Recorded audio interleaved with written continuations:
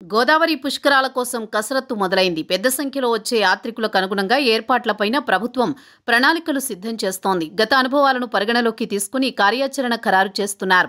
ఇప్పటికే ప్రాథమిక నివేదికలు రెడీ అయ్యాయి. ప్రయాగ్రాజ్లో జరిగిన కుంభమేళాలో మాదిరిగానే ఇక్కడా కూడా ఏర్పాట్లు చేయాలని నిర్ణయించారు. ఇందుకోసం అంతర్జాతీయ కన్సల్టెన్సీ సంస్థకు బాధ్యతలు అప్పగించనున్నారు. 2027లో గోదావరి పుష్కరాలకు ప్రభుత్వం సమాయత్తమవుతోంది. పుష్కరాలకు వచ్చే లక్షలాది యాత్రికులను దృష్టిలో పెట్టుకుని కల్పించాల్సిన సౌకర్యాలపై కసరత్తు చేస్తున్నారు.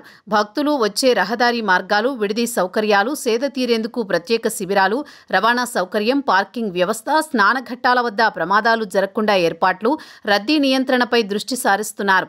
ప్రయాగ్రాజ్లో జరిగిన కుంభమేళాలో మాదిరిగానే ఇక్కడ కూడా ఏర్పాట్లు చేయాలని భావిస్తున్నారు. కుంభమేళా ఏర్పాట్ల బాధ్యత అంతర్జాతీయ సంస్థ అయిన ఈవై సంస్థ కుంభమేళాలో భక్తుల రద్దీ నియంత్రణపై ప్రణాళికలు రూపొందించింది. ఈ సంస్థ ప్రభుత్వ శాఖల సమన్వయంతో నిర్వహణా బాధ్యతలు పర్యవేక్షిస్తారు. సంస్థ ప్రతినిధులు పూర్తిస్థాయిలో పరిశీలించి ప్రణాళిక రూపొందించారు. గోదావరి పుష్కరాల కోసం యాత్రికులు నగరానికి వచ్చే మార్గాలు, అక్కడి నుంచి ఘాట్ల వద్దకు రావడం, స్నానాలు, తిరిగి వెళ్లే వరకు అడుగడుగునా పూర్తి భద్రతతో తీసుకునే చర్యలపై ప్రతిపాదనలు సమర్పించనుంది. అందులో భాగంగా పోలీసులు, రెవెన్యూ, వైద్య, ఆరోగ్య, జలవనరుల శాఖలు, మున్సిపల్ శాఖలో పరిధిలో చేపట్టాల్సిన విధులపై ముందుగానే సిబ్బందికి శిక్షణ ఇస్తారు. ఇప్పటికే ప్రభుత్వం 2027 గోదావరి పుష్కరాలు 904 కోట్లతో ఘాట్ల విస్తరణ చేపట్టనున్నారు. పుష్కరాలు జరిగే 5 జిల్లాల్లో ఆలయాలు మరమ్మతుల కోసం నిధులు కేటాయించారు.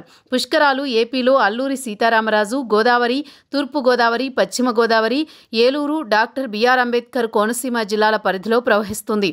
గత పుష్కరాల్లో 202 ఘాట్లు ఏర్పాటు చేశారు. ఇందులో కుడివైపు 127, ఎడమవైపు 75 ఘాట్లు ఉన్నాయి. ఈసారి మరిన్ని ఘాట్లు పెంచేందుకు కసరత్తు జరుగుతోంది.